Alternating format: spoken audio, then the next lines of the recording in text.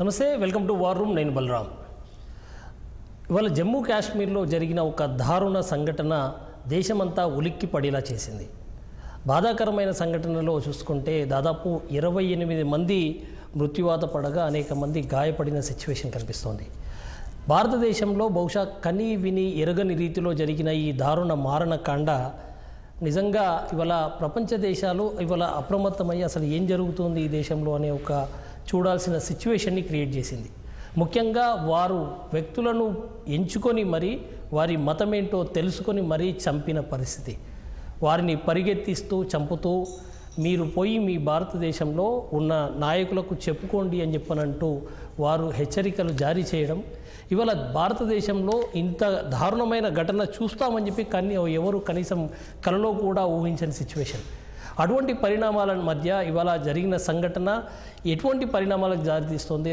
నిన్న జరిగింది, ఇప్పటికే ఎక్కడికక్కడ దేశంలో అనేక ప్రాంతాల నుంచి వెళ్ళిన వారంతా కూడా మృత్యువాత పడిన పరిస్థితి. అటువంటి పరిణామాల నేపథ్యంలో వారందరినీ కూడా భారతదేశంలో ఎక్కడెక్కడ వారి ఇళ్లకు వారి మృతదేహాలను పంపిస్తున్న పరిస్థితి కనిపిస్తోంది. మరోవైపు దేశ యంత్రాంగం అంతా కూడా అప్రమత్తమైంది. ఇప్పటికే కేంద్ర కేబినెట్ సమావేశమైనట్టుగా సమాచారం ఉంది. ప్రత్యేక సమావేశంలో అనేక అంశాలపై కీలకమైన నిర్ణయాలు తీసుకునే అవకాశం కనిపిస్తోంది. ముఖ్యంగా అక్కడ ప్రభుత్వం ఏర్పడిన తర్వాత కొంత ఏమన్నా లీనియన్స్ ఇచ్చారా అన్న అంశం మీద కూడా చర్చ జరుగుతున్న నేపథ్యం కనిపిస్తోంది. మరోవైపు ఇటీవలి కాలంలో ఒకవైపు పశ్చిమ బెంగాల్లో జరిగిన పరిణామాలు చూసాం, ఇవాళ ఇక్కడ జరుగుతున్న పరిణామాలు చూస్తున్నాం. అయితే దానికి దీనికి పూర్తిగా పొంతన లేనప్పటికీ ఇవాళ టెర్రరిస్ట్ అటాక్ అనేది జరిగిన నేపథ్యము, గతంలో జనరల్గా చెప్పుకునే పదము ఇవాళ ఉగ్రవాదానికి మతం లేదు అని చెప్పి, ఉగ్రవాదానికి మతం లేదు కానీ ఉగ్రవాదులు వచ్చి మతం అడిగి మరీ చంపుతున్నారని చెప్పనంటే అటువంటి వాళ్ళని మనం ఎట్లా చూడాల్సిన అవసరం ఉంది అన్న విషయం కూడా చర్చ జరగాల్సిన అవసరం ఖచ్చితంగా ఉంది. ఇవాళ భారతదేశం అంతా కూడా అలర్ట్ అయింది. అసలు ఏం జరుగుతుంది, ఎవరు వీళ్ళంతా, ఎందుకు ఇటువంటి పరిణామాలు చోటు చేసుకుంటున్నాయి అన్న అంశం మీద ఇవాళ జరుగుతున్న కీలకమైన సమావేశంలో కూడా కానీ మరికొన్ని కీలకమైన నిర్ణయాలు తీసుకునే అవకాశం అయితే ఉంది. అయితే ఏది ఏమైనా భారతదేశంలో ఈరోజు కూడా ఇవాళ 2025లో కూడా అసలు ఇటువంటి పరిణామాలు జరుగుతున్నాయంటే ఎవరు చేసిన పాపం, ఎవరు చేస్తున్న పాపం ఇవాళ ఎవరికి శాపంగా మారుతుంది. ఇదే అంశం మీద మనం డిబేట్లోకి వెళ్తున్నాం. డిబేట్లో మనతో జాయిన్ అవుతున్నారు ఇవాళ ప్రొఫెసర్ మురళీ మనోహర్ గారు, అదేవిధంగా ఆయన అనలిస్ట్, ఆయనతో పాటు ఫరూక్ షుబ్లీ గారు మైనారిటీ హక్కుల నేత, కత్తి వెంకటస్వామి గారు కాంగ్రెస్ పార్టీ ఏఐసిసి నేత, మరి కాసేపట్లో జాయిన్ కాబోతా ఉన్నారు, అమర్నాథ్ సారంగుల గారు బీజేపీ అధికార ప్రతినిధి.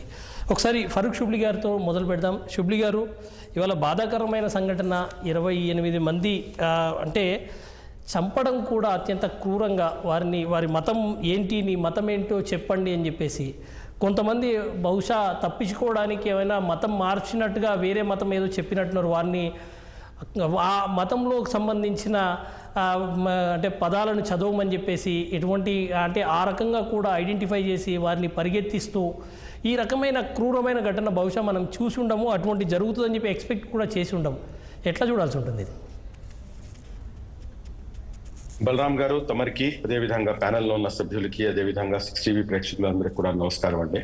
అందరికన్నా ముందు ఎవరైతే ఈ అత్యంత దారుణమైనటువంటి సంఘటనలో తన ప్రాణాలను తృణప్రాయంగా వాళ్ళందరూ కూడా చనిపోయినటువంటి వ్యక్తులు ఎవరైతే ఉన్నారో వీళ్ళందరి ఆత్మశాంతి కలగాలని చెప్పేసి మనస్ఫూర్తిగా కోరుకుంటూ వారికి నివాళులు అర్పిస్తూ, అందరికన్నా ముందు నేను ఫస్ట్ ఒక పాయింట్ చెప్తాను సార్. అదేంటంటే ఏదైతే ఇది జరిగిందో ఇది అత్యంత క్రూరం, అత్యంత దారుణం. దీనికి పదాలు లేవు, మనం మాట్లాడడం లేము.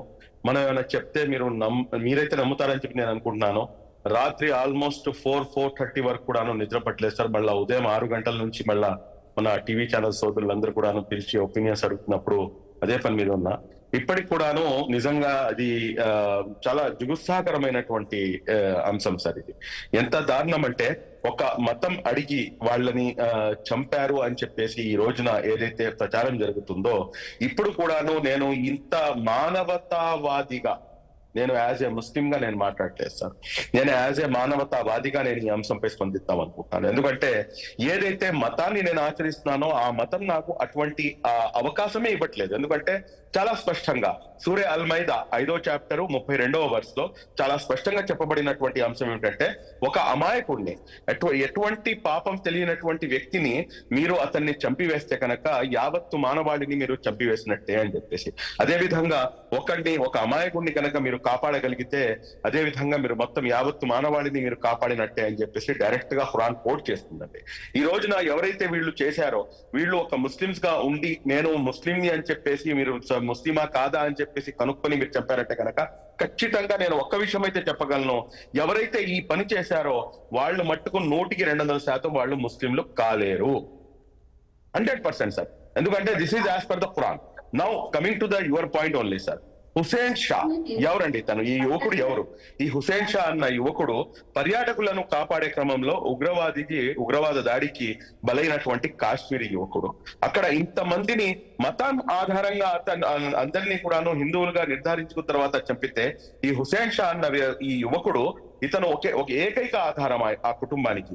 ఉగ్రవాదులను ఎదిరించి వాళ్ల తుపాకులకు అడ్డుపడి ఎంతగానో పోరాడి ప్రాణాలు కోల్పోయినటువంటి పహల్గామ్ స్థానికుడు సార్ ఇతను. సయ్యద్ ఆదిల్ హుసేన్ షా ధీరత్వానికి ఈ రోజున మనం సలాం అర్పించకుండా ఉండలేము. ఈ దేశం యొక్క గొప్పతనం సార్. నేను మీడియా మాధ్యమంగా ఓపెన్ గా చెప్తున్నటువంటి స్టేట్మెంట్ ఏమిటంటే, ఈ రోజున నా యొక్క హిందువు సోదరుడికి ఏమైనా అపాయం వస్తే కనుక నా ప్రాణం అడ్డం వేసి అతనికి నేను ఒక గోడగా నేను నుంచోడానికి నేను సిద్ధంగా ఉన్నాను.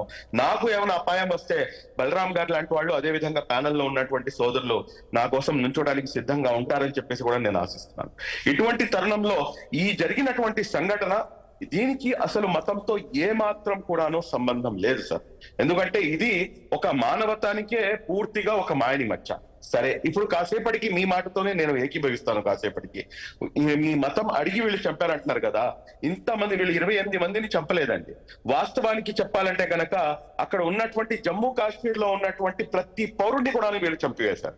ఏం శుబ్లీ గారు మీరు ఇంత దారుణమైనటువంటి స్టేట్మెంట్ ఇస్తారు అని చెప్పి అడగవచ్చు.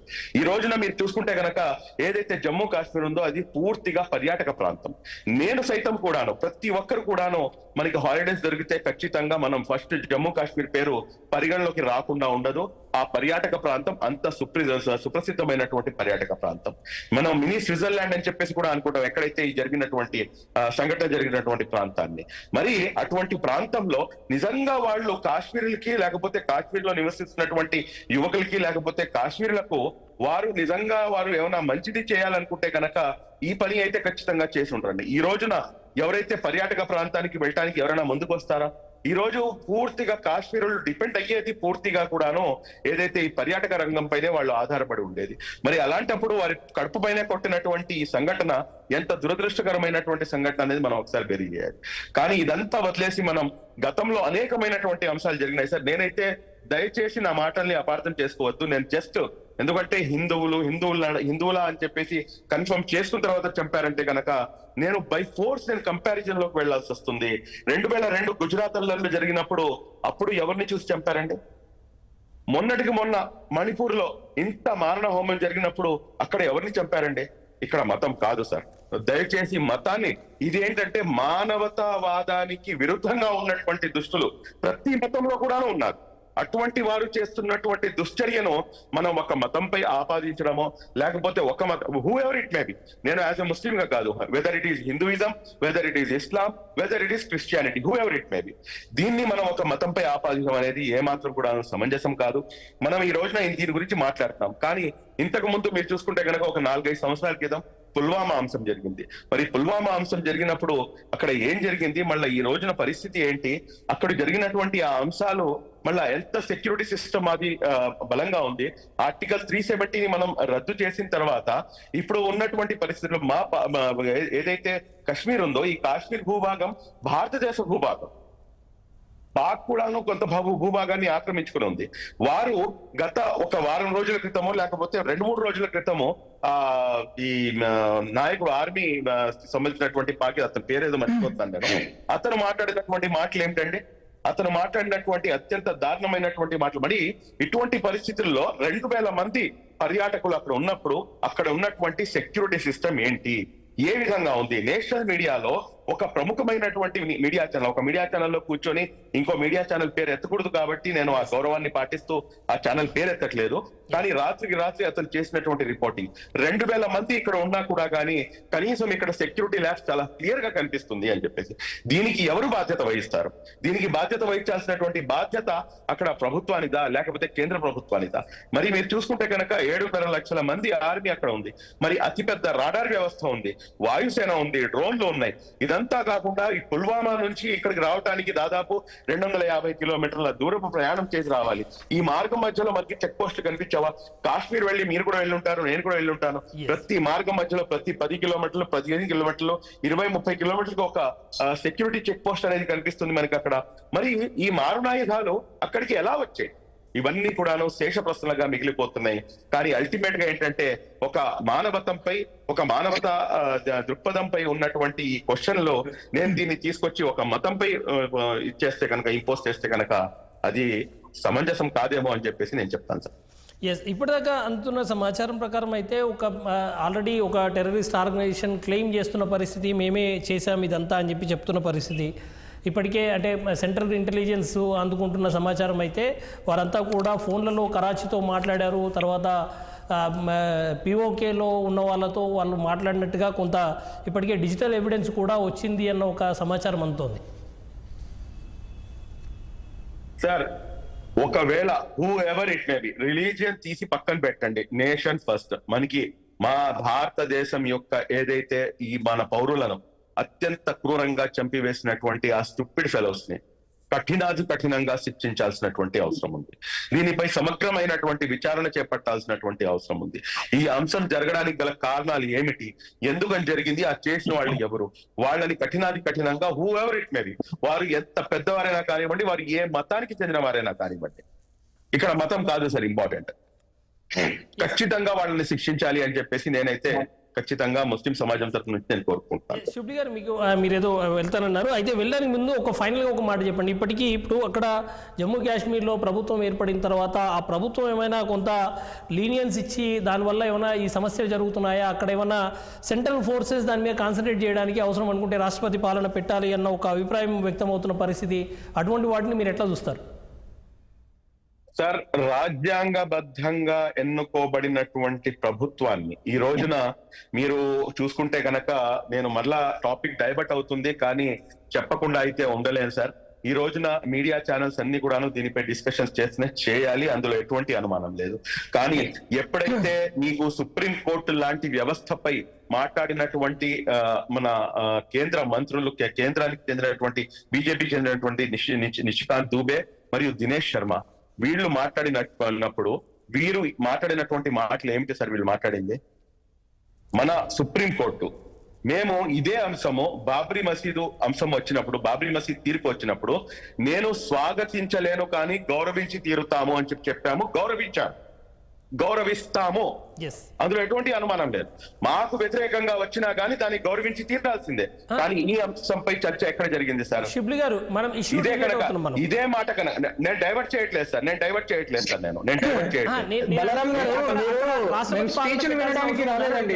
మీరు ఏ సబ్జెక్ట్ మనం మాట్లాడుతున్నాము, ఇక్కడ ఏ సబ్జెక్ట్ మీరు కాన్సన్ట్రేట్ చేయాలి? ఒక దారుణమైన సంఘటన గురించి, ఒక హిందువులను ఎంటైర్ యావత్ హిందూ సమాజం ఏకీకృతం కావాల్సిన సందర్భంలో మీరు ఒక ముస్లిం స్కాలర్ తో మాకు స్పీచ్లు ఇప్పిస్తున్నారు ఏం సార్? ఇక్కడ ఒక నిమిషం సారంగుడు గారు, దాంతో మాట్లాడినాక ఫైనల్ కన్క్లూడ్ చేసిన మీరు హిందూ ముస్లిం అని చెప్పేసి మీరు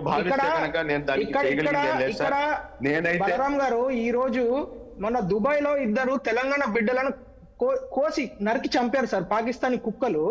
వాళ్ళని ఎక్కడ పడితే అక్కడ పాకిస్తాన్ లుచ్చలు ఈ రోజు భారతదేశం మీదకి వచ్చి ఎట్లా పడితే అట్లా కాలుస్తే వాళ్ళని కాల్చి చంపాల్సింది పోయి ఈ రోజు ఇక్కడ ఒక పెద్ద స్పీచ్ ఇచ్చి దానికి ఒక పెద్ద తప్పు సార్. ఇది 100% ఈ రోజు ఎంటైర్ యావత్ హిందూ సమాజం ఏకీకృతం కావాల్సిన అక్కర ఉన్నది, మనల్ని కాపాడుకోవాల్సిన అక్కర ఉన్నది. ఏ బంగ్లాదేశ్ మాట్లాడుతున్నాం మనం. అమర్నాథ్ గారు మీ దగ్గరకు వస్తాను. శుభ్రి గారు మీరు కంప్లీట్ చేయండి ప్లీజ్. జమ్మూ కాశ్మీర్ ప్రభుత్వాన్ని విషయంలో మతానికి చెందినటువంటి అంశం కాదు సార్, ఇది భారతదేశానికి సంబంధించిన అంశం. నేను చాలా స్పష్టంగా చెప్పాను. తర్వాత ఇవ్వండి. మత సామరస్యం పైన ఉపన్యాసం నేను చాలా పెట్టుకున్నాం మనం. ఎవరికి ఏమి ఇప్పిస్తున్నారు ఇక్కడ? ఎటువంటి స్పష్టంగా సందర్భంలో చెప్పేటటువంటి ఉన్నామో, ఏం మాట మాట్లాడుతున్నాం మనం? దీన్ని ముక్త కంఠంతో దీన్ని ఖండిస్తున్నాం సార్. అందులో ఎటువంటి Yes, that is correct. అది కరెక్ట్ సార్. నేను నా పాయింట్ నేను స్టార్టింగ్ కూడాను దాంతోనే స్టార్ట్ చేశాను సార్. ఎస్ ఎండింగ్ కూడాను దాంతోనండి. థ్యాంక్ యూ బలరాం గారు. Yes right sir, thank you. Pakistan ఎందుకు మెన్షన్ చేయట్లేదు? పాకిస్తాన్ కుక్కలు ఈ రోజు వచ్చి కాల్చి చంపుతున్నాయని మెన్షన్ చేయాలి 100%. శుభ్లి గారు, మీరు పాకిస్తాన్ కుక్కల గురించి కూడా మాట్లాడాలి. ఎవడైతే పిచ్చి కుక్క పిచ్చిలాగా బట్టి వచ్చి హిందువులను నేను ఒకే మాట చెప్తానండి, ఒకే మాట చెప్తాను. Just give me 1 minute. ఇది హిందూ ముస్లిం సమస్య కాదు, పాకిస్తాన్ లంబి కొడుకుల్ని వాళ్ళ ఇంట్లో దూరి మరి కొట్టడానికి మీతో పాటు నేను వస్తాను సోదరా. మీరు హిందువులు ఏకీకృతం కావాల్సిన అవసరం ఉంది అంటున్నారు, నేను భారతీయులు ఏకీకృతం కావాల్సినటువంటి అవసరం ఉంది అంటున్నాను. నేను మీతో పాటు ఉన్నాను ఈ దేశం యొక్క సమగ్రతను కాపాడటానికి. మీరు దయచేసి అర్థం చేసుకోండి. పాకిస్తాన్ గురించి మాట్లాడితే కనుక మీకన్నా ముందు వరుసలో నేను ఉంటాను, 100% నేను ఉంటాను sir. Right sir, thank you. దయచేసి మమ్మల్ని అర్థం చేసుకోమాకండి. దయచేసి ఈ దేశం యొక్క ఔన్నత్యాన్ని కాపాడతాం, అంతే సార్. థ్యాంక్ యూ అండి. Yes sir, yes, thank you. Yes, Amar గారు మీరే. బలరాం గారు, ఈరోజు ప్యానెల్లో ఉన్న మిగతా మిత్రులకు అందరికి నమస్కారము. ఈరోజు మనం ఎంత ఎమోషనల్లీ చార్జ్డ్ అట్మాస్ఫియర్ లో బతుకుతున్నామంటే గత దాదాపు 18-19 గంటలుగా ప్రతి నిమిషం కూడా ఎంత ఆవేదన పూరితమైన, అంటే ఎలా రియాక్ట్ కావాలనో కూడా అర్థం కానటువంటి పరిస్థితులలో ఉంది బలరాం గారు. ఈరోజు ఒక్కొక్క విషయాన్ని మనం ట్విట్టర్ ద్వారా కావచ్చు, మీడియా ద్వారా కావచ్చు చదువుతున్న కొద్దీ, ఆ వీడియోస్ చూస్తున్న కొద్దీ తట్టుకోలేనంత బాధ కడుపులోంచి వస్తున్నది.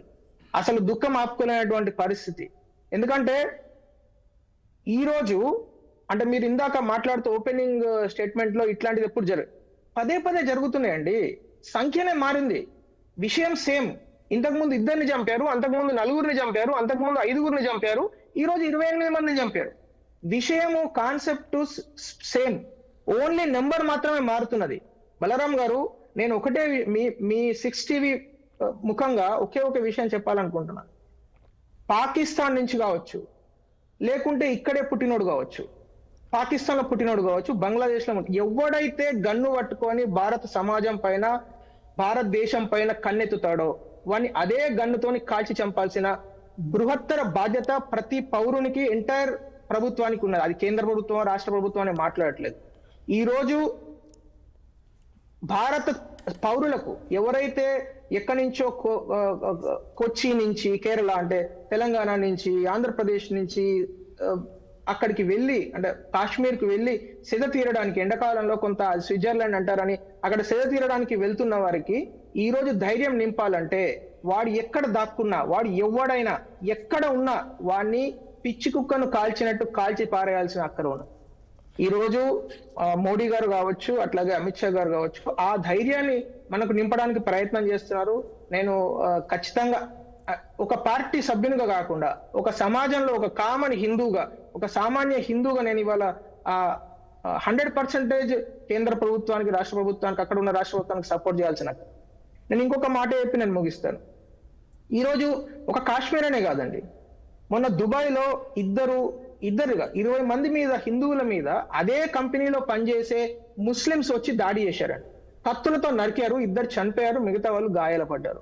అక్కడ కొంతమంది కుహనా లౌకికవాదులు, మెదడు లేని మేధావులు ఏం మాట్లాడుతున్నారంటే, కాశ్మీర్ లో అసంతృప్తి, నిరుద్యోగం వలన అక్కడ యూత్ ఇట్లాంటి గన్స్ పట్టుకుంటారు. తప్పు సార్. ఈ రోజు వచ్చింది పాకిస్తాన్ కుక్కలు సార్. ఈ రోజు నేను కొన్ని వీడియోస్ చూస్తున్నాను, మీరు కూడా చూస్తుంటారు.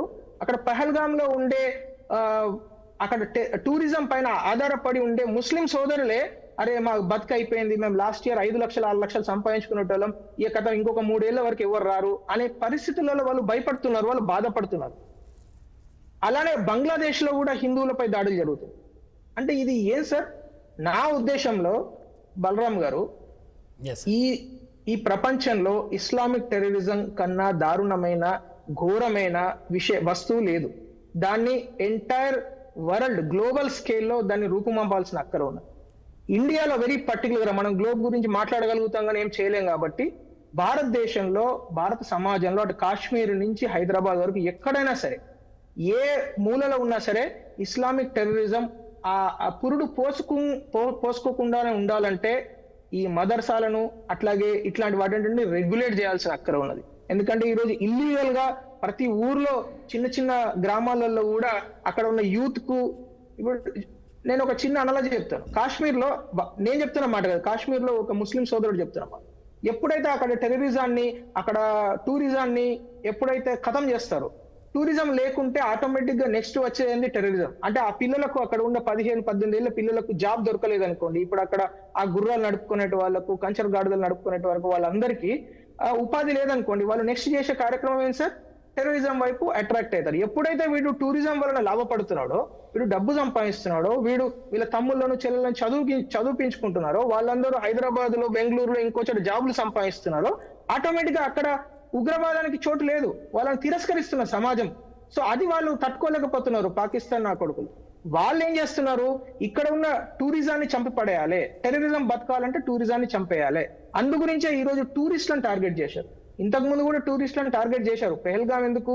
పెహల్గాము దగ్గర నుంచి అమర్నాథ్ యాత్ర ఆ రూట్ అది అక్కడి నుంచే ఉంటుంది కాబట్టి, ఇంతకు ముందు కూడా పెహల్గామ్ లో 2022లో దాడి జరిగింది. అప్పుడు ఇద్దరిని చంపారు. అట్లాగే 2023లో దాడి జరిగింది. అన్ఫార్చునేట్లీ అప్పుడు ఒక సామాన్య మానవుడు అట్లాగే 2 ఆర్మీ జవాన్లు చనిపోవడం జరిగింది. సో రిపీటెడ్ గా పహల్గామ్ లోనే ఎందుకు జరుగుతున్నాయి అంటే, అది అనేక మార్గాలకు అది ఒక సెంటర్ పాయింట్, అట్లాగే సెంటర్ ఆఫ్ అట్రాక్షన్ కూడా, చాలా అద్భుతమైన లొకేషన్ అది. సో అందు గురించి అక్కడ టెర్రరిస్టులపై అటాక్ జరుగుతాయి. ఈ రోజు ఇంకొక సందర్భం ఏం జరుగుతుంది? JD Vance vice president of USA ఇండియాలో ఉన్నారు.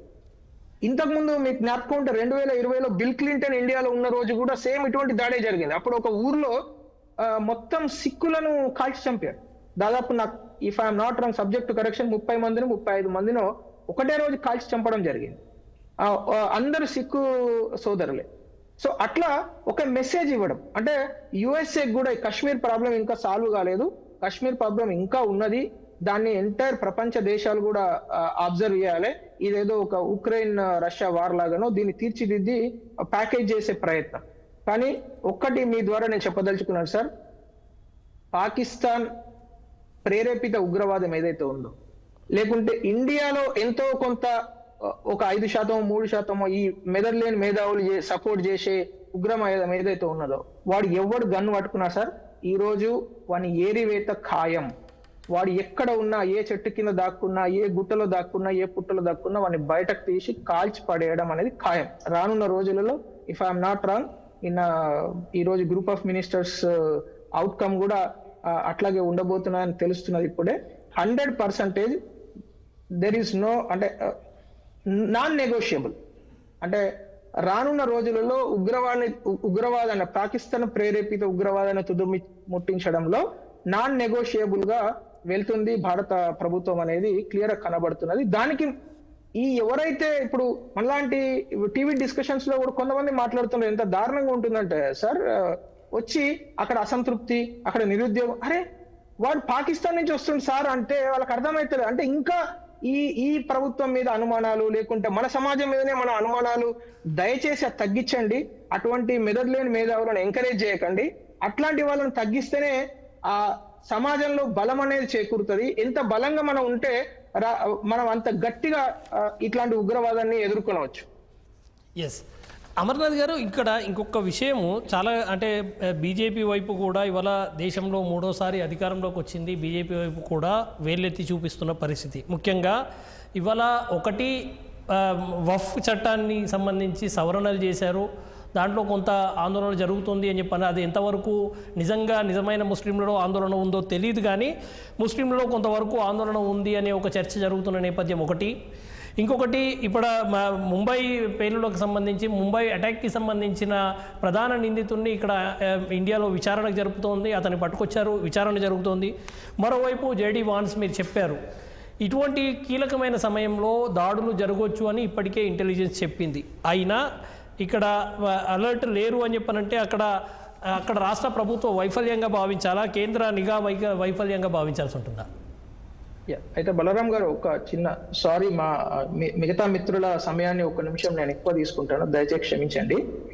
ఇప్పుడు ఈ ప్యాటర్న్ ఆఫ్, అంటే మొన్న, అంటే లాస్ట్ ఇయర్ జరిగిన రజౌరీలో కావచ్చు, తర్వాత రాయిస్ లో కావచ్చు, ఇలాంటి జిల్లాలలో అంటే జమ్మూ బార్డర్ లో జరుగుతున్న తీవ్రవాద దాడులను కావచ్చు, లేకుండా కొంతమంది అక్కడ ఉద్యోగస్తులను చంపే విధానం చూసినట్టయితే ఈ రోజు నిన్న జరిగిన ఒకటి అర్థమవుతున్నది ఏంటంటే ఇదంతా కొత్త మోడస్ ఆపరాండి. అంటే they are actually following Naxalite modus operandi తోని వాళ్ళు ఆపరేట్ చేస్తున్నారు. ఇంతకు ముందు అక్కడ టౌన్స్ ను గ్రామాలను షీల్డ్ గా తీసుకొని ఆర్మీ పైన దాడి చేసేవాళ్ళు. అంటే సామాన్య మనుషులు వాళ్ళకు సపోర్ట్ చేసేవాళ్ళు, కామన్ విలేజర్స్ వీళ్ళందరూ వెళ్ళి ఆ ఆర్మీ పైన దాడి చేసేవారు. ఇప్పుడు అట్లా జరగట్లేదు. ఆర్మీతో పాటు విలేజర్స్ ఉన్నారు. విలేజర్స్ టౌన్ లో ఉండే సామాన్య మనుషులందరూ ఆర్మీకి సపోర్ట్ చేస్తున్నారు. కామన్ పీపుల్ ను టూరిస్టులను మాత్రం వీళ్ళ అడవులలోంచి వచ్చి చంపుతున్నారు. ఇది ఈ మధ్య కాలంలో అంటే గత 3-4 ఏళ్లుగా ఒక కొత్త రకమైన మోడస్ ఆపరాండితో వాళ్ళు ఆపరేట్ చేస్తున్నారు. ఎస్, మీరు అన్న విషయం ఖచ్చితంగా రైట్. ఇంటెలిజెన్స్ ఖచ్చితంగా ఫెయిల్ అయి ఉంటుంది. ఎందుకంటే ఇంటెలిజెన్స్ అనేది ఖచ్చితంగా 100% పనిచేయాల్సిన అంశము. అది కేంద్ర ప్రభుత్వంలో కావచ్చు, రాష్ట్ర ప్రభుత్వంలో కావచ్చు, ఎక్కడన్నా చిన్న చిన్న గ్యాప్స్ ఉంటే ఖచ్చితంగా దాన్ని కరెక్షన్ చేసుకోవాల్సిన అక్కర ఉన్నది. ఎందుకంటే ప్రతి భారతీయుని ప్రాణం అనేది అది ప్రధానమంత్రి ప్రాణమైనా ఒక సామాన్యుని ప్రాణమైనా భారతీయ జనతా పార్టీకి సేమ్. అది ఎవరి ప్రాణమైనా దాని ఖరీదు సేమ్. కాబట్టి ప్రతి భారతీయుని ప్రాణాన్ని రక్షించుకోవాల్సిన అక్కర ఉన్నది. వాడు ఏ ప్రాంతంలో ఉన్నాడు, వాడు ఏ మతము లేకుంటే ఏ కులము ఏ జాతి అనేది చూసే పరిస్థితి లేదు. ఈ కొత్త మోడస్ ఆపరాండిని ఎట్లా అయితే మనము బస్తర్ జిల్లాలో మిగతా జిల్లాలలో ఏ విధంగా కూంబింగ్ చేస్తున్నారో 100% అదే టైప్ ఆఫ్ కూంబింగ్ తోని వాడిని ఇక వాడు ఏ పొక్కలు దాక్కున్నాడో అదే పొక్కలు వాడిని అంతమందించే పని అయితే చేస్తారని నేను ఖచ్చితంగా నమ్మకంతో భావిస్తున్నాను. ఎందుకంటే ఇది కొత్త మోడస్ ఆపరాండి కూడా కొంత టైం పడుతుంది. నాకు తెలిసినంత వరకు ఇప్పుడు ఛత్తీస్గఢ్ పోలీసులను తర్వాత మన తెలంగాణ పోలీసులను కూడా అక్కడ జమ్మూ కాశ్మీర్ పోలీసులకు హెల్ప్ గా పంపిస్తారని అంటే this is my personal opinion. అంటే ఇది ఓన్లీ ఒక హైపోథెటికల్ అజంప్షన్ అంత. ఎస్, ఒక నిమిషం మనం ఒకసారి కాంగ్రెస్ వర్షన్ తీసుకుందాం. కత్తి వెంకటస్వామి గారు ఉన్నారు. వెంకటస్వామి గారు, ఇవాళ అవునన్నా కాదన్నా అక్కడ నేషనల్ కాన్ఫరెన్స్ అధికారంలోకి వచ్చిన తర్వాత కాంగ్రెస్ పార్టీ బయట నుంచి సపోర్ట్ చేసింది. ఇవాళ ఆ సపోర్ట్ నడుస్తూ ఉంది. ఇవాళ ఆ ప్రభుత్వం వచ్చిన తర్వాత రకరకాల ఇన్సిడెంట్స్ చోటు చేసుకున్న పరిస్థితి. ఇవాళ జరిగిన ఇన్సిడెంట్ కూడా అంత ఆషామాషిగా మనం మాట్లాడుకోవడానికి లేదు. అత్యంత క్రూరమైన ఇన్సిడెంట్గానే భావించాలి. మరి అక్కడ ప్రభుత్వము ఇవాళ ఆ ప్రభుత్వాన్ని ఇప్పటికే కాంగ్రెస్ పార్టీ బయట నుంచి సపోర్ట్ చేస్తున్న పరిస్థితి ఎట్లా చూసారు? ఆ ప్రభుత్వం మీద మీ ఒపీనియన్ ఏంటి? ఫస్ట్ దాంతో మొదలు పెడితే మిగతా ఇష్యూస్ అని మాట్లాడుకుందాం. అందరికీ నమస్కారం. ప్యానెల్లో ఉన్న మిత్రులందరికీ సార్, ముందుగా చంపబడ్డ మిత్రులందరికీ కూడా ఆశ్రయ వాళ్ళు అర్పించుకుంటున్నాను.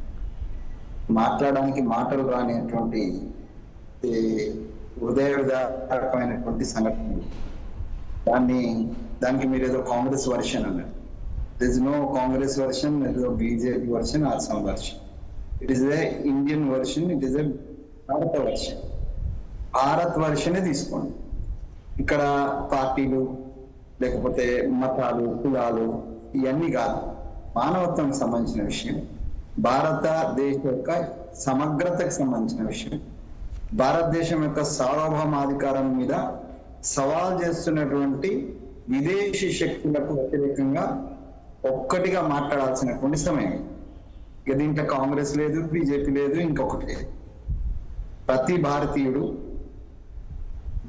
విదేశీ శక్తులు, ఉగ్రవాద శక్తులు ఈ దేశ సార్వభౌమాధికారం మీద, ఈ దేశ ఇంటిగ్రిటీ మీద, ఈ దేశ ప్రజాస్వామ్యం మీద, ఈ దేశ ప్రజల ప్రాణాల మీద ఆడుకుంటున్నటువంటి దౌర్భాగ్యమైనటువంటి స్థితిలో మొత్తం సమాజం ఏకత్రితమై, భారత సమాజం మొత్తం కూడా మేమంతా ఉన్నాము అని అక్కడ కాశ్మీర్లో ఉన్నటువంటి వాళ్ళకు, కాశ్మీర్కు వెళ్ళే వాళ్లకు, కాశ్మీర్ యూత్ కావచ్చు, లేకపోతే కాశ్మీర్కు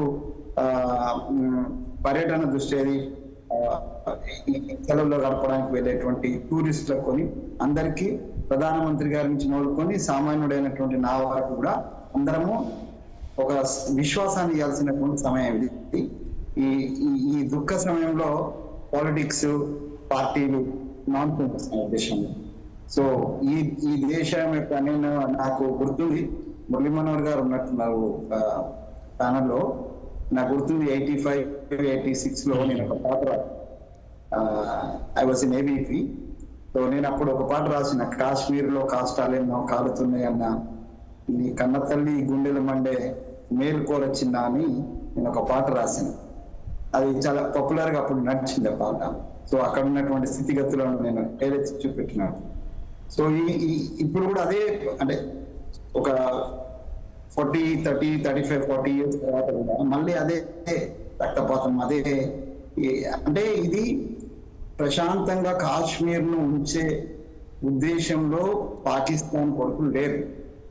మీరు ఏమన్నా చెప్పండి, ఎన్ని పార్టీలు ఎంత కసరత్ చేసి అక్కడ ఉన్నటువంటి లోకల్ పార్టీస్ లేకపోతే బీజేపీ కానీ కాంగ్రెస్ కానీ ఎంత దాన్ని ప్రశాంతంగా ఉంచాలని రకరకాల ప్రయత్నాలు 370 ఆర్టికల్తో సహా అన్ని తీసేయడం ఇవన్నీ చేసినప్పటికీ కూడా చొరబాటుదారులు వచ్చి ప్రతిసారి ఇట్లా మన ప్రాణాలను తీసుకోవడం అనేటువంటిది చాలా చాలా కష్టంగా అనిపిస్తుంది.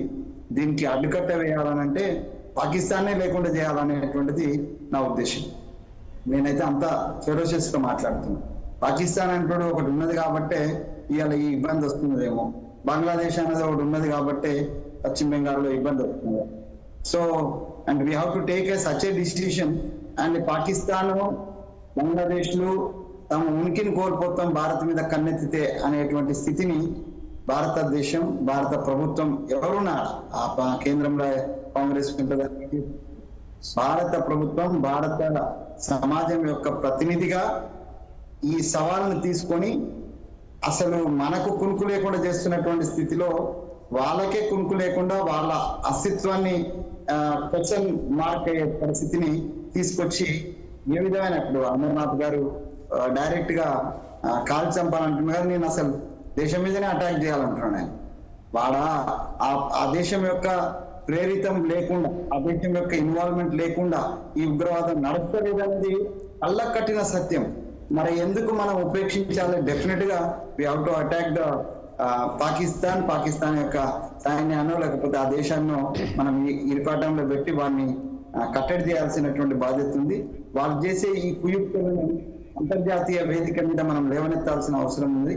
సో ఈ దిశగా వెళ్ళి భారత ఇంటిగ్రిటీని, భారత ప్రజల మాన ప్రాణాలను కాపాడుకోవాల్సినటువంటి బాధ్యత ప్రతి భారతీయుడే ఉన్నది. దీంట్లో don't politicise the things, such things should not be politicise. Integrity of the nation and it is ఏమన్నా సార్వభౌమాధికారం, sovereignty of the nation. So కాబట్టి దీంట్లో నో పాలిటిక్స్ ప్లీజ్. ఎస్, కత్తి వెంకటస్వామి గారు ట్రెడిషనల్ కాంగ్రెస్ ఐడియాలజీకి కొద్దిగా దూరంగా మాట్లాడుతూ ఉంటారు. బట్ ఇవాళ చాలా అంటే స్ట్రైట్ అవే చెప్పేసిన పరిస్థితి. అయితే గవర్నమెంట్ మీద ఒక మాట చెప్పలేదు మీరు. ఒక భారతీయునిగా మాట్లాడతాడు, జమ్మూ కాశ్మీర్ గవర్నమెంట్ మీద చెప్పండి. చంద్రబాబు గారు రాంగ్ ఇంటర్ప్రిటేషన్ ఇస్తున్నారు.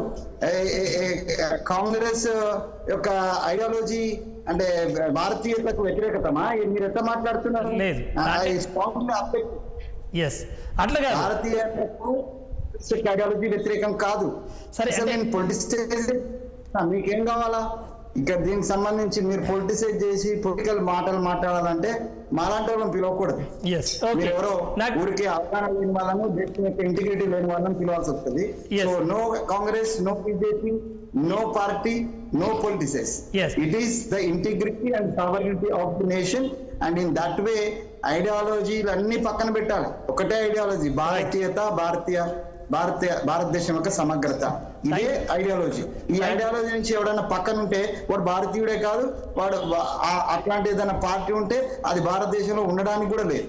కత్తి వెంకటస్వామి గారు, మీరు ఓపెన్ గా మాట్లాడతారు. ఆ విషయంలో మిమ్మల్ని అప్రిషియేట్ చేయాల్సిందే. మిమ్మల్ని ఆ విషయంలో మేము వేరే డినై చేయడానికి అవకాశం లేదు. కాకపోతే కాంగ్రెస్ నేతలు ఎంతమంది మీ బాటలో నడుస్తారో తెలియదు, అందుకనే నేను అన్నాను. దాంట్లో వేరే ఉద్దేశం ఏం లేదు. Right, okay. Professor Murali Manohar గారు. నమస్తే బలరాం గారు. Yes sir. బలరాం గారు, బాగుంది చర్చ, బాగుంది. అయితే ఆయన అంటే అందరం దేశభక్తులమే, కొంచెం అటు ఇటు నాలుక తిరుగుతూ ఉంటది అనుకో. మనిషి నాలుక అటువంటిది, ప్రాబ్లం నాలుకతోనే గాని దేశభక్తికి ఏం తక్కువ లేదు. అంతకుముందు మాట్లాడిన మిత్రుడు, ముస్లిం మిత్రుడు కూడా బాగానే మాట్లాడాడు. కానీ మోతాదులో ఎక్కువ ఏమైపోయింది అంటే ఈ మత సామరస్య బోధన ఎక్కువ అయ్యేసరికి అమర్ గారు కూడా రియాక్ట్ అయ్యారు. అట్లాగే కత్తి వెంకట స్వామి మాట్లాడిన దాంట్లో దేశభక్తి ఎక్కువ అయ్యేసరికి మీరు అయ్యో కాంగ్రెస్ ఇట్లా లైన్ కాదు కదా అన్నట్టు మీరు అన్నారు. కానీ అయితే విషయం ఏంటంటే అందరము మన ఈ దేశంలో పుట్టినాం, ఈ మట్టిలో పుట్టినాం కనుక మనకు దేశం పట్ల భక్తి ప్రేమ ఉండకపోదు. మతం ఏదున్నప్పటికీ కూడా అది ఉంటది. కానీ ప్రకటించేటప్పుడు ఆ ఇంటెన్సిటీ కనబడకపోతేనే కొద్దిగా సమస్య అవుతుంది. అయితే వెంకటస్వామి ఎందుకంటే బ్యాక్గ్రౌండ్ అటువంటిది కనుక ఆయన ప్రకటనలో ఆ తీవ్రత కనపడ్డది కనుక రేవంత్ రెడ్డి అయినా అట్లనే మాట్లాడతాం. ఎందుకంటే కొద్దిగా బ్లడ్ మేకింగ్ కూడా, బ్లడ్ లో కూడా కాన్ఫిగరేషన్ ఉంటది కదా, అంత మాట్లాడుతుంటారు. అయితే ఏమైనా ఉండని ఇప్పుడు ఈ సంఘటన మాత్రము బలరాం గారు, ఒక ఇన్ని సంఘటనలు జరిగినా ఇది ఒక భిన్నమైనటువంటి సంఘటన. ఎందుకు అంటున్నాను ఈ భిన్నమైన సంఘటన అంటే, దేశం మారింది. భారతదేశంలో ప్రతి నెలకు ఒక బాంబు పేలేది. ఆ పాత బస్సులో ఎక్కడనో పడుకున్న స్లీపర్ సెల్స్ నిద్రలేసి వచ్చేవాళ్ళు, రెక్కి వేసేవాళ్ళు, బాంబులు పెట్టేవాళ్ళు, పేల్చేవాళ్ళు. 20 మంది, 100 మంది, 200 మంది. అప్పుడప్పుడు రైల్వే స్టేషన్లు, దేవాలయాలు, గోకుల్ చాట్లు, ఇటువంటి ఒక అలవాటు పడ్డటువంటి పరిస్థితి ఈ దేశానికి. అటువంటిది లాస్ట్ 10 years లో ఈ స్లీపర్ సెల్స్ కు నిద్ర లేకుండా చేసేసింది ప్రభుత్వం. కనుక ఇప్పుడు స్లీపర్ సెల్ ఖతం అయిపోయినాయి. ఇటువంటి పరిస్థితుల్లో కాశ్మీర్లో 370 ఎప్పటి నుంచో ఉన్న 370 ఎగిరిపోయింది. అందరికీ ఇప్పుడు ఇంప్రెషన్స్ ఏమైంది అంటే, పర్సెప్షన్ ఏమైపోయింది అంటే, Kashmir is a peaceful state, అంత బ్యూటిఫుల్ స్టేట్. అక్కడ ఇక ప్రశాంతంగా బోటు నడపొచ్చుకో, ఇదేమో అంటాం కదా, డాల్ లేక్ లో చక్కగా బోట్ లో తిరగవచ్చు, లాహిరి లాహిరి అని పాట పాడుకుంటా. ఇటువంటి ఒక పర్సెప్షన్స్ దేశమంతా ఏర్పడ్డ సమయంలో, ముఖ్యంగా ఈ బైసారన్ వ్యాలీ ఏదైతే ఉందో, మినీ స్విట్జర్లాండ్ గా పేరు, అందమైన ప్రదేశం భూమి పైన. అటువంటి ప్రదేశంలో వెహికల్స్ కూడా గుర్రాల పైన పోవాలి, లేకపోతే నడుస్తూనే తిరగాలి. అటువంటి ఒక అద్భుతమైన ప్రదేశంలో ఎవరున్నారు? న్యూలీ మ్యారీడ్ కపుల్స్, వాళ్ళ సోయి లేకుండా ప్రకృతిని ఆస్వాదిస్తున్నటువంటి అమాయకులు. వాళ్ళకి వెపన్ అంటే ఏందో తెలియదు, ఏమీ తెలియదు. మీరు చూసారు కదా, మంజునాథ్ పల్లవి ఇద్దరు బోట్లో పోతుంటే ఆ బోట్ మ్యాన్ ఏమని పిలుస్తున్నారు వాళ్ళు? అరే భాయ్ సాబ్, మహమ్మద్ రఫీ సాబ్ అని అంటుంది ఆమె. ఆయన పేరు ఏదో మహమ్మద్ రఫీ ఉన్నది, మహమ్మద్ రఫీ సాబ్ అని చక్కగా పిలుస్తా ఉంది. సో ఇటువంటి ఒక వాతావరణంలో ఫటక్ అని ఒకటి ఏదో శబ్దం రావడం చూస్తున్నాగానే హస్బెండ్ దీంట్లో ఇది బుల్లెట్ పడిపోవడము, ఇవన్నీ ఈ సీన్ చూస్తుంటే మీకు ఏమనిపిస్తుంది అంటే, ప్రశాంతమైనటువంటి వాతావరణంలో ఇటువంటి సంఘటన జరుగుతాయి. సంతోష్ అనే పూణే సంబంధించిన బిజినెస్ మ్యాన్ మళ్ళా రిపీటెడ్ గా నువ్వు ఇస్లామిక్ వర్డ్స్ ఏవైతున్నాయో అవి పాడతావా కమాన్ అని, అంటే నువ్వు ముస్లిమా కాదా అని. ఇంకొక యాత్రికుడిని ప్యాంటు కూడా పడేసి అక్కడ పడేశారు. తీవ్రంగా చూస్తే ఏంటి అంటే, ఎందుకు ప్యాంటు కూడా తీశారు అంటే, హిందువా ముస్లిమా తెలుసుకోవడానికి ఒక ప్రయత్నం జరిగింది అని. మొదటిసారి ఈ విధంగా చున్కే అంటాం, వెతికి ఈవిడ ముస్లిమా హిందువా ఇది ఒక్కటేనండి టార్గెట్ జరిగిందే. సింపుల్ గా చెప్పాలంటే, ఇది ఇట్లా చెప్పాలంటే కొద్దిగా కష్టం అనిపిస్తుంది అందరికి, కానీ జరిగినట్లు మాట్లాడుకోవాలి కదా. దీంట్లో ఇంకా దాపురికాలు ఏముంది? ఆయన ఇంత మొదలు మాట్లాడితే ఏమన్నాడు, అప్పుడు ఏ మతం అని అన్నాము, గుజరాత్ లో జరిగింది ఏ మతం? అరే వెరీ సింపుల్, నీకు ట్రైన్ తగలబెట్టినప్పుడు 60 మంది హిందువులు చనిపోయారు, చంపినోడు ఎవడో క్లియరు. తర్వాత కూడా జరిగింది, మారణకాండ జరిగింది, చంపిన వాళ్ళు ఎవరు చెప్పు, చచ్చిన వాళ్ళు ఎవరో తెలుసు. దీంట్లో దాచుకునేది ఏముంది? కనుక ఇక్కడ కూడా అంతే, ఏది దాచుకోవాల్సిన పని లేదు. నువ్వు కాకపోవచ్చు అంతకుడు, నేను కాకపోవచ్చు అంతకులం, కానీ దేశాన్ని దేశంగా చూడాలి. ది ఐడియా ఆఫ్ ఇండియా పైన దాడి జరిగింది. ఇది భారతదేశము అందరికీ స్థానం ఉన్నటువంటి స్థలము అని మనం అనుకుంటుంటాం, చాలా సార్లు అమాయకంగా అనుకుంటుంటాం. కానీ మత ప్రాతిపదికనే ఈ దేశం విడిపోయింది. అరే ఆర్మీ చీఫ్ బల్ల గుద్ది మైకు బట్టి ప్రపంచానికి చెప్తున్నాడు. మత ప్రాతిపదికన విడిపోయినప్పుడు మతం పేరుతోనే ఒక జాతిగా మేము ఎన్నడూ కాదు ఇది. కనుక 2 nation థియరీ ఇప్పటికి ఉంది, అప్పుడు ఉంది అంతే అని వాదిస్తున్న సమయంలో మనము అమాయకంగా మాట్లాడుకోవద్దు. కనుక కలిసి ఉండాలంటే ఏం చేయాలంటే ఆ విధంగా మనం స్పందించాలి. కనుక ఇటువంటి సంఘటన జరిగినప్పుడు ఏదైతే రోడ్లపైకి సమాజం బయటికి వస్తుందో అందరూ కనబడాలి అందులో. హిందూ ముస్లిం అని లేకుండా అందరూ కనబడాలి, అందరూ విరుచుకుపడాలి. దేశం అంతా ఒక్కటైంది. మొదటిసారి దేశం ఒక్కటిగా నిలబడ్డది. అందరూ కోరుకుంటున్నారు వీ వాంట్ జస్టిస్ అంటున్నారు. What does it mean? What does it mean? Justice అంటే ఏంది అనుకుంటున్నారు? ప్రతీకారం కావాలి, ప్రతీకారం కావాలని 140 కోట్ల మంది కోరుకుంటున్నారు అన్నప్పుడు ఈ దేశంలో ఏ రాష్ట్రంలో కోరుకుంటున్నారు? అన్ని రాష్ట్రాల్లో ప్రజలు బయటికి వస్తున్నారు. ఈ ప్రజల్లో ఎవరున్నారు? ఇది కూడా చాలా ముఖ్యం కదా. కనుక భారత్ ఒక్కటిగా నిలబడ్డదా ఈ డిమాండ్ చేస్తున్నప్పుడు? ఓవైసీ ఒక్కడే పేరు కొరకు మైక్ ముందలో వచ్చి ఇది అన్యాయము అని ఖండించడం సరిపోతుందా? అన్యాయంగా మాట్లాడగల మళ్ళా ఇప్పుడు మత సామరస్యం పైన ఉపన్యాసాలు కాదు, జరిగినట్టుగా మాట్లాడుకోవాలి. కావాలంటే చెప్పండి పాకిస్తాన్ ఏం చేద్దాం మనం అందరం కలిసి అని. దీంట్లో దాపరికం ఏముంది? అందరం కలిసి పాకిస్తాన్ ఏం చేద్దాం? పార్టీని పక్కకు పెట్టండి, మతం పక్కకు పెట్టండి. అటువంటి సమయంలో సన్నాయి నొక్కితే అంత అమాయకంగా అర్థం కాని వాళ్ళు ఉంటారా? ఇంకా ముఫ్తీ మహమ్మద్ సయ్యద్ ఏమంటుంది, ఆమె ముఫ్తీ ఏమంటుంది? అవి సింపుల్ గా పాకిస్తాన్ ఖండించలేదు. 10 సార్లు అడిగితే కూడా నోటి నుంచి ఆమెకు పాకిస్తాన్ అనే మాట రాదు. వాడు కూడా అదేంటి మహారాష్ట్ర శివసేన పార్టీ రౌత్ అతను చెప్తా ఉన్నాడు. ఆయన ఏమంటున్నాడు? ఈ ప్రభుత్వం రాజీనామా చేయాలి, హోమ్ మినిస్టర్ రాజీనామా చేయాలి. ఇప్పుడు మాట్లాడిన విధవ మాటలా ఇవన్నీ కూడా. అందుకే నేను ఎందుకు ఈ మాట అంటున్నానంటే కమాన్ ఆపదలో ఉన్నప్పుడు, దేశం సమస్యల్లో ఉన్నప్పుడు ఒక ముక్త కంఠంతో మాట్లాడడం అంటే ఏందో నేర్చుకోవాలి. బలరాం గారు నేను చెప్తున్నాను, 2023 అక్టోబర్లో ఇజ్రాయిల్ పైన హమాస్ దాడి చేసింది. ఇలాగే పర్యాటక ప్రదేశంలో పర్యాటకులు ఎంత హాయిగా లోకాన్ని మైమరిచి మరో ప్రపంచంలో ఉన్నట్టుగా ఎంజాయ్ చేస్తున్నారో, ఇలాగే ఒక ఆదివారము ఇజ్రాయిల్లో ప్రజలందరూ కూడా ఎంజాయ్ చేస్తున్నప్పుడు, పార్కుల్లో ఎంజాయ్ చేస్తున్నప్పుడు హమాస్ వీళ్ళు పడవల్లో వచ్చి దాడి చేసి క్రూరంగా దారుణంగా అమ్మాయిలను, ఆడపిల్లలను, చిన్న పిల్లలను ఎత్తుకొని వెళ్ళి వెహికల్లో, ఇవన్నీ దృశ్యం మనం మర్చిపోతామా? ఈ ప్రపంచం మర్చిపోతామా? ఎంత రాక్షసంగా ప్రవర్తించారు. ఇది మేమంటే అని మీ తడాక చూయించారు కదా వాళ్ళని ఎత్తుకుపోయినప్పుడు. ఇప్పుడు మళ్ళీ వాళ్ళు చూయిస్తున్నారు కదా. మీరు తీసుకెళ్ళినప్పుడు తీసుకెళ్లారు కనుక ఏదైనా సరే యుద్ధము ప్రారంభించే వాడి చేతిలో ఉంటుంది, ప్రారంభించు. కానీ కాన్సిక్వెన్సెస్ ఎట్లుంటాయి అంటే యుద్ధాన్ని అంతం చేయడం నీ చేతిలో ఉండదు. వెధవలు 10 మంది వచ్చి ఇజ్రాయెల్ మీద హమాస్ చేసినటువంటి దాడికి ప్రతీకారంగా ఇజ్రాయిల్ చుంచునికే వీళ్ళు ఇప్పుడు ఉన్న భూమిపైన వాడిని పట్టి చంపారు. మొత్తం హమాస్ ను బుగ్గిపాలు చేశారు. బూడిదై కూర్చున్నది. బూడిదలో కూడా ఏదైనా ప్రాణం ఉంటే వెతికి చంపుతున్నారు. ఇప్పుడు ఏడుస్తున్నారు, గగ్గోలు పెడుతున్నారు, ప్రపంచం అంతా తిరుగుతారు. అయ్యో చంపేస్తున్నారు, అరే చంపకపోతే ఏం చేస్తారు? దాడి చేసినప్పుడు తెలియరా మీకు? ఇప్పుడు ఈ భారత్ కూడా అదే పని చేయాలి. నేను కోరుకుంటున్నాను, ఇజ్రాయెల్ ఏ పని అయితే చేసిందో, హమాస్ కి ఎలాంటి బుద్ధి చెప్పిందో అలాంటి బుద్ధి పాకిస్తాన్ కు బుద్ధి పాలు చేయాలి పాకిస్తాన్. అప్పుడే యాజ్ ఎ నేషన్ 140 కోట్ల భారతీయుల దమ్ము ఏందో, సత్తా ఏందో తెలుస్తుంది.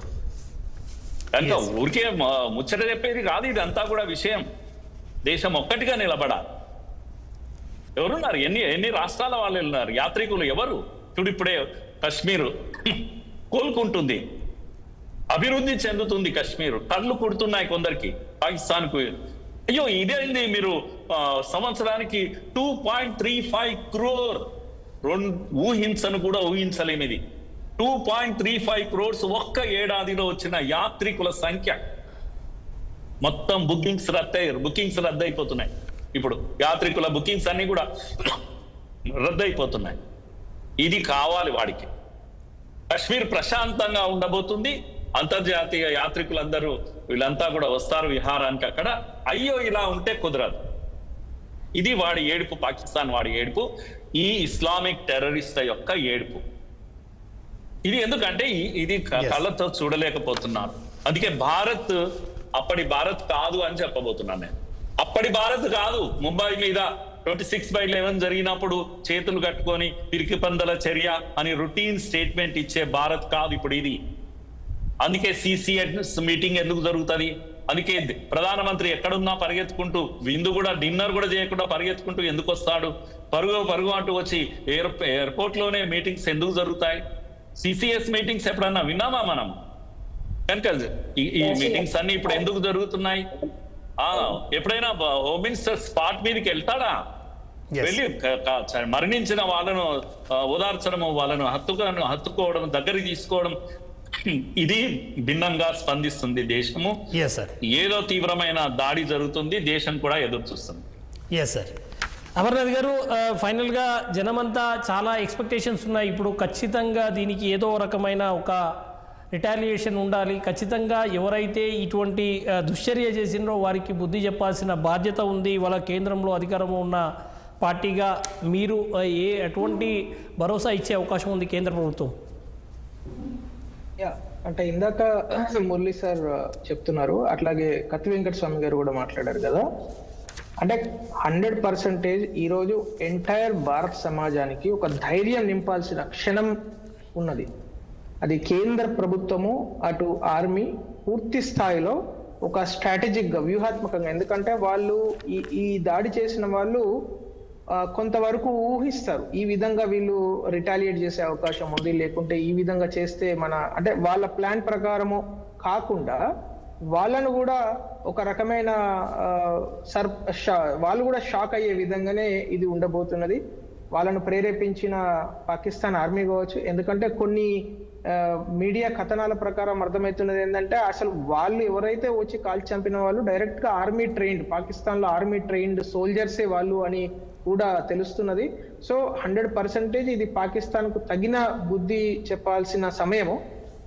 అయితే బలరాం గారు, ఇక్కడ మనం అంటే మన సామాజిక బాధ్యతగా, అంటే మనం అక్కడ వెళ్ళి ఉద్యమం చేయలేము, AK-47 పట్టుకొని కాల్చి చంపలేము, కాబట్టి మన యొక్క ఆవేదన ఏంటంటే మన సమాజంలోనే, మన మధ్యలోనే ఉండి టీవీ మైక్ పెట్టంగానే విచిత్రమైన ధోరణులలో, విచిత్రమైన లాజిక్లు, విచిత్రమైన ఐడియాలజీకి దానికి సంబంధం పెట్టి మీరు అక్కడ ఆర్టికల్ 370 రద్దు చేశారు కాబట్టి ఇలాంటి అసంతృప్తి, ఇలాంటి మాట్లాడే వాళ్ళని దయచేసి బాయ్కాట్ చేద్దాం. ఇట్లాంటి సందర్భాల్లో, అట్లీస్ట్ ఇట్లాంటి సందర్భాలలో బాయ్కాట్ చేయాలి. నా సిన్సియర్ రిక్వెస్ట్ ఫర్ యూ. ఎందుకంటే ఇటువంటి సందర్భాలలో కూడా అటువంటి వ్యక్తులు టీవీలలో వచ్చి మాట్లాడుతూ ఉంటే, ఈరోజు పొద్దున కొంతమంది కమ్యూనిస్ట్ మిత్రులు మాట్లాడుతున్నారు అట్లా, అసలు సంబంధం లేకుండా విచిత్రమైన లాజిక్. ఇప్పుడు అది వింటే ఒక సామాన్య హిందూ సోదరుడు చూసే వ్యక్తికి అడుపు రగిలిపోతుంది సార్. ఎందుకంటే ఓ దిక్కు ఈరోజు మీరు గమనించండి బలరాం గారు, ఈరోజు ఇది అంటే టెక్నికల్లీ ఎంటైర్ భారతదేశం అక్కడ ఉన్నది. ఒక సోదరుడు తెలంగాణ నుంచి ఉంటాడు, ఒక సోదరుడు కర్ణాటక నుంచి ఉన్నాడు, ఒక ఆంధ్రప్రదేశ్, ఒక కేరళ, లేకుంటే ఒక తమిళనాడు, ఒక మహారాష్ట్ర, ఇన్ని రాష్ట్రాలకు సంబంధించిన వ్యక్తులు అక్కడ చంపబడ్డారంటే దాని అర్థమైంది ఇది టిపికల్ ఎంటైర్ భారతదేశం మీద జరిగిన ఒక దాడి. సంఖ్యాపరంగా మనకు 30, కానీ ఇది మొత్తం అన్ని రాష్ట్రాలను రిప్రజెంట్ చేస్తున్నది ఈ దాడి. ఇటువంటి దాడిని మీరు కొంతమంది మెదడులేని మేధావులు వచ్చేసి దాన్ని అదేదో అక్కడ జరిగే ఒక చిన్న నిరుద్యోగ సమస్యనో, లేకుంటే ఇంకేదో అసంతృప్తి వల్ల వాళ్ళు ఏదో గన్లు ఇది ఇట్లాంటి వాళ్ళను దయచేసి ఎంకరేజ్ చేయదు. ఇది నా పర్సనల్ రిక్వెస్ట్, సిన్సియర్. ఇట్లాంటి వాళ్ళను బాయ్కాట్ చేయదు అట్లీస్ట్ ఈ సందర్భాల్లో. ఎందుకంటే సమాజము చాలా తీవ్రంగా రియాక్ట్ అయ్యే సందర్భాలు సార్, విపరీతమైన చార్జ్డ్ ఎమోషన్స్ ఉండే సందర్భం. ఈ ఎమోషన్స్ ను ఒక పాజిటివ్ దృక్పథం వైపు నడిపించాల్సిన బాధ్యత రాజకీయ పార్టీలుగా, అట్లాగే మీడియాగా మనందరి బాధ్యత ఉన్నది కాబట్టి, మేధావులుగా, విశ్లేషకులుగా అందరి బాధ్యత కాబట్టి ఇది మన బాధ్యతగా మనం చేద్దామని నేను అందరినీ పెద్దలందరినీ రిక్వెస్ట్ చేస్తాను. చిన్న మాట చెప్పి ముగిస్తాను. Very small statement to conclude. ఇప్పుడు మనం చాలా సేపటి నుంచి అందరం ఒకే పద్ధతిలో మాట్లాడుతాం. అంటే మనందరము నిజంగా ఈ రోజు చాలా అంటే ఒక రకంగా గర్వపడుతున్నా నేను. భారత సమాజం ఈ రోజు పార్టీలకు అతీతంగా, ప్రాంతాలకు అతీతంగా, జాతులకు, కులాలకు అతీతంగా ఒకే కంఠంతో ఈ రోజు పాకిస్తాన్ కుక్కలను ఏరివేయాలి, ఆ పిచ్చి కుక్కలను కాల్చి చంపాలనే ఒక దృక్పథాన్ని తీసుకోవడం అనేది ఒక దేశంగా మనం చాలా పరిణితి చెందిన సమాజంగా మనం గర్వపడుతున్నాం. ఈరోజు ప్రపంచ దేశాలలో మిగతా దేశాలను మనము ఒక ఆదర్శంగా నిలబడాలంటే ఈ రోజు మనకు ఖచ్చితంగా కనబడుతున్నది. అయితే ఇలాంటి సందర్భాలను మళ్ళీ మళ్ళీ మనం చూడొద్దు, మళ్ళీ మళ్ళీ ఇట్లాంటివి రావద్దు, అసలు ఇట్లాంటి సందర్భం మళ్ళీ మనం మాట్లాడుకోవాల్సిన అక్కర ఉండకూడదు. ఆ విధంగా ప్రభుత్వము, కేంద్ర ప్రభుత్వం కానీ ఆర్మీ కానీ రియాక్ట్ అవుతుందని నేను పూర్తి స్థాయిలో కోరుకుంటున్నా. అట్లాగే ఆ విశ్వాసం కూడా ఉంది, ఆ విశ్వాసం వ్యక్తం చేస్తుంది. ఎస్ అమర్నాథ్ గారు, అంటే అదే విషయం నేను మీకు కన్వే చేయబోయినాను. ఎందుకంటే ఇవాళ అవునన్నా కాదన్నా మురళీ సార్ చెప్పినట్టుగా మహబూబా ముఫ్తీ లేకపోతే సంజయ్ రౌత్ లాంటివి ఒకరిద్దరు పక్కన పెడితే కాంగ్రెస్ పార్టీ కానీ మిగతా పార్టీలు ఇవాళ దేశమంతా కూడా ఒకే తాటిపైకి వచ్చిన పరిస్థితి. కోర్స్ కత్తి వెంకటస్వామి గారి అంత అడ్వాన్స్ రాకపోయినా ఇవాళ జాతీయ స్థాయిలో కాంగ్రెస్ పార్టీ చాలా స్పష్టంగా స్పందించింది.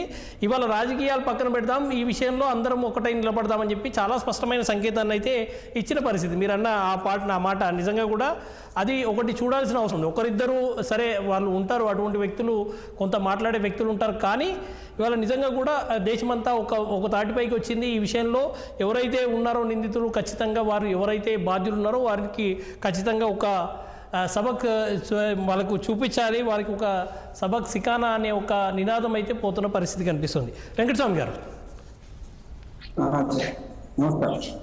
ఎస్, అంటే ఎవరం చేసినా ఒకటే కంక్లూజన్, ఇట్లాంటి దురదృష్టకరమైన సంఘటనలు మళ్ళీ మళ్ళీ మనం అసలు ఇట్లాంటి చర్చ కానీ ఇట్లాంటి సంఘటన కానీ జరగకూడదని భగవంతుని ప్రార్థిద్దాం.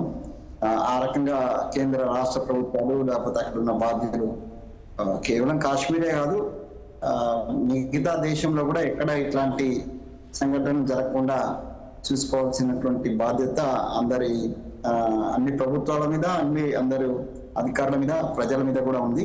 సో దీనికి సంబంధించి ఒక ఇంటిగ్రిటీకి సంబంధించిన సందేశం ఇవ్వాలా అనేటువంటి చాలా స్పష్టం. సో ఆ అంటే భారతదేశం ఒకటిగా ఉంది, భారతీయ సమాజం ఒకటిగా ఉంది, పార్టీలు, కులాలు, మతాలు అన్నిటికీ అతీతంగా భారతదేశం స్పందిస్తుంది అన్న రోజు డెఫినెట్ గా శత్రు దేశానికి భయం వస్తుంది.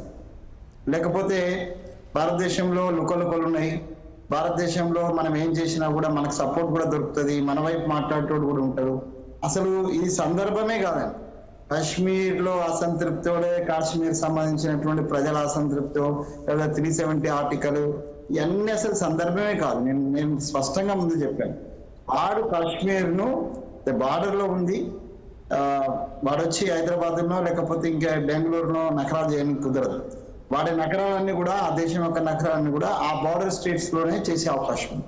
సో బార్డర్ స్టేట్ సంబంధించినటువంటి పూర్తి జాగ్రత్తలు ఇంకింత మనం బలోపేతం చేయాల్సింది. దానికి సంబంధించిన ఇంటెలిజెన్సీని పెంచాలా, దానికి సంబంధించినటువంటి ఏవైతే టెక్నాలజీ బాగా పెరిగింది, సో పెరుగుతున్నటువంటి టెక్నాలజీని ఉపయోగించుకొని దేశ సమగ్రత సంబంధించి ఇట్లాంటి ఇన్సిడెంట్స్ జరగకుండా చూడాల్సినటువంటి సంపూర్ణ బాధ్యత భారతదేశంలో ఉన్నటువంటి స్టేట్ గవర్నమెంట్స్ కానీ అండ్ సెంట్రల్ గవర్నమెంట్స్ కానీ ఉంది.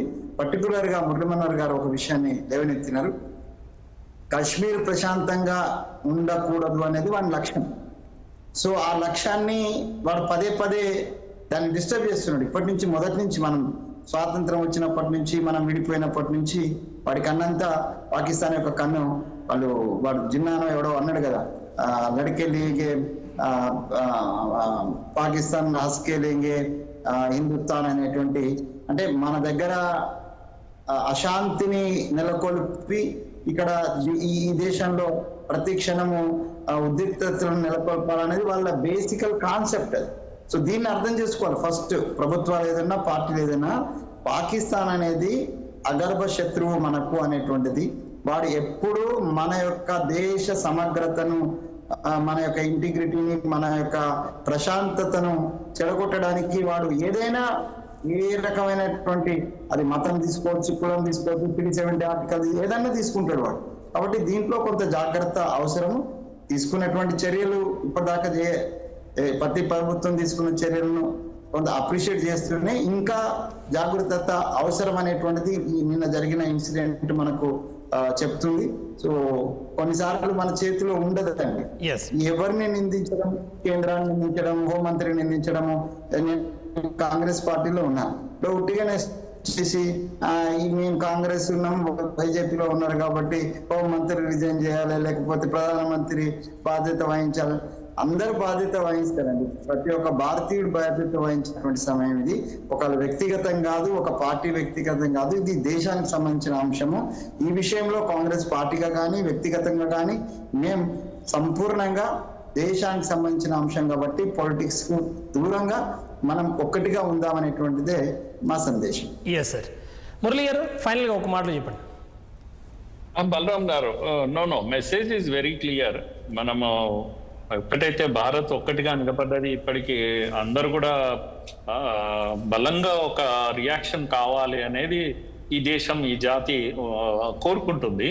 మనమంతా వేచి చూద్దాం. ప్రభుత్వం కూడా తొందరపాటున మళ్ళీ తప్పు జరగకూడదు కనుక నేను అనుకుంటున్నాను ఒక పద్ధతి ప్రకారమే ప్రభుత్వం ముందు కదులుతా ఉంది.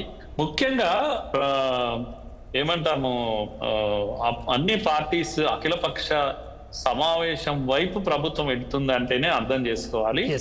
అంటే ఈ విషయంలో దేశాన్ని ఒక్కటిగా ముందుకు మనం కదలాలి అనే ఒక అవసరాన్ని ప్రభుత్వం గుర్తించింది. అది కూడా చాలా మంచి డైరెక్షన్ అది. ఎందుకంటే అందరినీ కాన్ఫిడెన్స్ లోకి తీసుకోవడం కూడా చాలా అవసరమైతే రేపు యుద్ధానికి దిగాల్సిన అవసరం వచ్చినప్పుడు అన్ని పార్టీలు కూడా ఒక్కటిగా నిలబడ్డప్పుడే అటువంటి చర్యకు మనము వీలవుతుంది. లేకపోతే అదర్వైజ్ మళ్ళా మనం విడిపోయే అవకాశం ఉంటుంది. ఏది ఏమైనా ఇది హీనాతిహీనమైనటువంటి చర్య. రక్తం మొత్తం కాశ్మీర్ నెత్తురోడింది. పచ్చటి కాశ్మీర్లో ఎర్రటి ఆ రక్తము మనము ఊహించలేకపోతున్నాము. కనుక భారత్ బలంగానే స్పందించాలి. అవసరమైతే POKను తీసేసుకోవాలి. బెలూచిస్తాన్ మీరు ఎక్కడ చూస్తారా అండి, ఐజాక్ అంటే విమానాలు ఐజాక్ అయిపోతాయి, లేకపోతే మనుషులను ఐజాక్ చేస్తారు, లేకపోతే ఇది చేస్తారు. కానీ రైళ్లు హైజాక్ అవుతాయా? ఎవరు చేస్తున్నది? వాళ్ళ అంతర్గతంగా వాళ్ళ ప్రజలే కదా చేస్తున్నది. ఇది పాకిస్తాన్ యొక్క బలహీనమైనటువంటి పరిస్థితిలో ఉంది. ఇంకోవైపు ప్రపంచం అంతా ఒకవైపు నిలబడ్డది. కాబట్టి ఏంటంటే చైనా కూడా ఈరోజు మనకు అనుకూలంగా స్పందించింది తప్పితే పాకిస్తాన్ సపోర్ట్ చేయలేదు. అమెరికా దగ్గర నుంచి, చైనా దగ్గర నుంచి అన్ని దేశాలు కూడా మన వెనకాల నిలబడ్డాయి. రష్యా కూడా స్పందించింది. అన్ని దేశాలు స్పందించాయి. కనుక ఈ చర్యను ఖండిస్తున్నాయి, భారత్ తో నిలబడ్డాయి. భారతీయులు కూడా అందరూ ఒకటైనటువంటి క్షణం కనుక చాలా ఉద్విగ్నంగా ఉంది. తప్పకుండా తోడు జవాబు అంటాం, అలాంటి ఒక జవాబు ఇచ్చేటువంటి క్షణం ఇది. Right sir, thank you sir. డిబేట్లో పార్టిసిపేట్ చేసిన మురళీ మనోహర్ గారు, ఫరూక్ షుబ్లీ గారు, కత్తి వెంకటస్వామి గారు, అమర్నాథ్ గారు, అందరికీ ధన్యవాదాలు. ఏదేమైనా ఇవాళ దేశమంతా ఒకటే గొంతై నినదిస్తున్న పదం మూతోడ్ జవాబ్ దేనా హే అని చెప్పన్న ఒక నినాదం అయితే కనిపిస్తున్న పరిస్థితి. ముఖ్యంగా ఇవాళ ఒక గంభీరమైన సమస్యను ఎదుర్కొనేందుకు కేంద్రంలో ఉన్న ప్రభుత్వం సమాయత్తం అవుతున్నప్పుడు అన్ని రాజకీయ పక్షాలు ఒకే వేదిక మీదకి వచ్చి ఒక్క మాట నిలబడితేనే ఇవాళ ప్రపంచ దేశాల ముందు ఇవాళ భారతదేశం విజయం సాధించడానికి అవకాశం ఉంది. ఈ విషయంలో రాజకీయ పార్టీలు కూడా అదే రకమైన ధోరణి ఇప్పుడు ప్రదర్శిస్తున్నాయి. ఇదే ధోరణి కంటిన్యూ అవుతే ఖచ్చితంగా ఈ సమస్యకు పరిష్కారం దొరుకుతుంది. ఎవరు తప్పు చేశారో వారికి ఖచ్చితంగా ఒక రకమైన జవాబు చెప్పే అవకాశం కూడా ఉంటుంది అన్న విషయం మాత్రం స్పష్టంగా అర్థమవుతుంది. ఇది ఇవాళ వారు మరికొన్ని అంశాలతో రేపు కలుద్దాం. Stay tune to 6 TV.